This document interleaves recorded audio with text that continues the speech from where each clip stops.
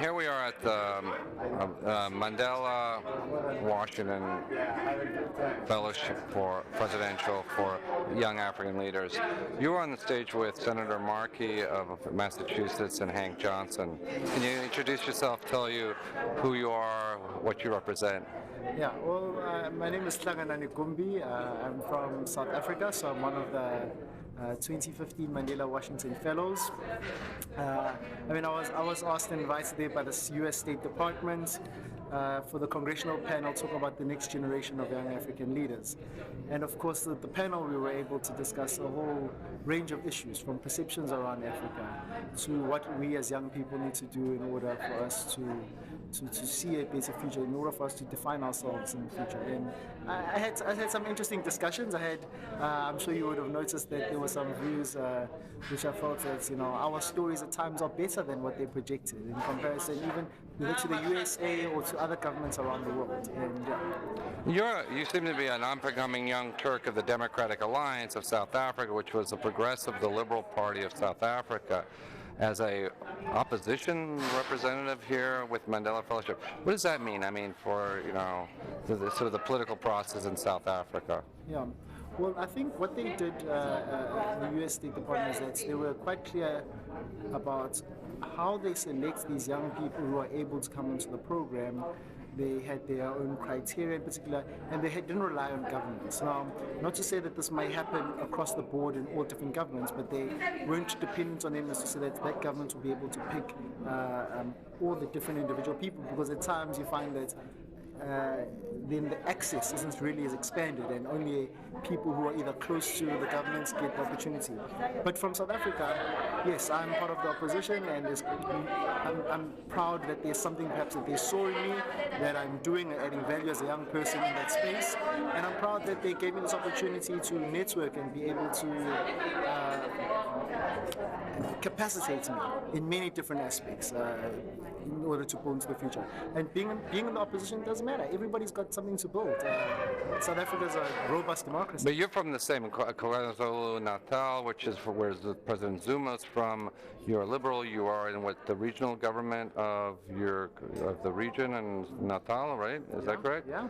And the argument now is that whether South Africa is backsliding in its economic liberalism. Is that right? Well, yes, I'm from a liberal party, and I'm from the president's hometown. Now, there's many varying views in South African politics, and even our political spectrum is widening up. You've got other political parties such as the EFF, who are more socialist, communist parties, and there's a space for everybody, and there's a space for our parliament to project everybody's views. So I'm totally not against that. What is good is that our democracy is maturing. What is good is that more and more places you have the governments, you have new parties in government. We're in government in about 30 municipalities now. We're in government in our province. We've got another party called the Inkatha Freedom Party, which is prominent in KZN, which itself is as well in government in many municipalities. You've got some coalition government. That to me is healthy. That to me is healthy for being able to move South Africa forward and being able to say that we're going to have a competitive system which ultimately always benefits the citizens. Okay, one of the things of the African, we've seen the economic renaissance. One of the things is why all these major companies like Coca-Cola, Intel, all these people are coming and investing in Africa. So you have 40%, you have growth, you have 40% return on investment. Africa is the market. They say, everybody's now saying sub-Saharan Africa is the new China, and it is. And this message is, if you're not there, you're not in business or not global. How are you going to get that message across to the foreign investors, to those looking at South Africa, but the rest of Southern Africa? I think people are getting it completely. If you come to South Africa, you go to some countries across sub-Saharan Africa, you see the kind of investments that even your major powers such as China and the United States are making. This very program is part of understanding the fact that Africa is on the move, as President Obama often likes to say. So he's basically planting the seeds of a relationship which is going to last 2 to 3 decades.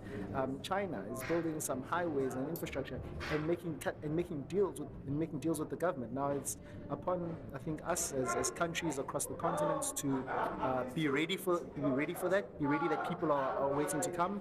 to make sure that the things that we do and the environment that we set and how we partner with people is always, of course, ultimately to the benefit of people on the continent, so that they can be the ones who have the value, have the jobs, are able to build industries and countries which are actually very rich in mineral resources and other things actually benefit from it, and that it's not going out of the continent. One of the things you notice here is this is the first time we have everybody from Africa, West, East Africa, South Africa, getting along, cheering each other. And the president's he has only 18 months to go in his presidency. Is there some talk about making him the next president of the African Union? You said making who the next president of the African Union? President Obama as the president of the African Union. That would unite Africa. Is that something that... No, I have not heard any talks at all. Would you like that? Of that nature. No, I wouldn't like that, because people on the continent right now who are working today have got capacity, they're able to make the continent succeed, and countries are succeeding. I made mention when I was on the panel about branding kind of Africa as a singular country that's got either disease or has got bad governance, etc. I said, look at these countries individually. You've got Nigeria, which has just had a changeover of power. You've got Burundi, which is battling with that. You've got a president who's staying in office.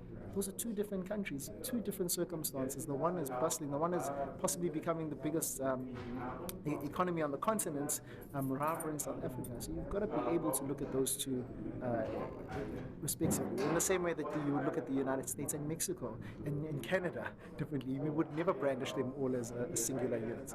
So I think there's people there to be able to really, create an African Union which has moral authority, has principles, can intervene, has capacity, and can take its place as what we want. All right, thank you, sir. Thank you. Pleasure. Thank you.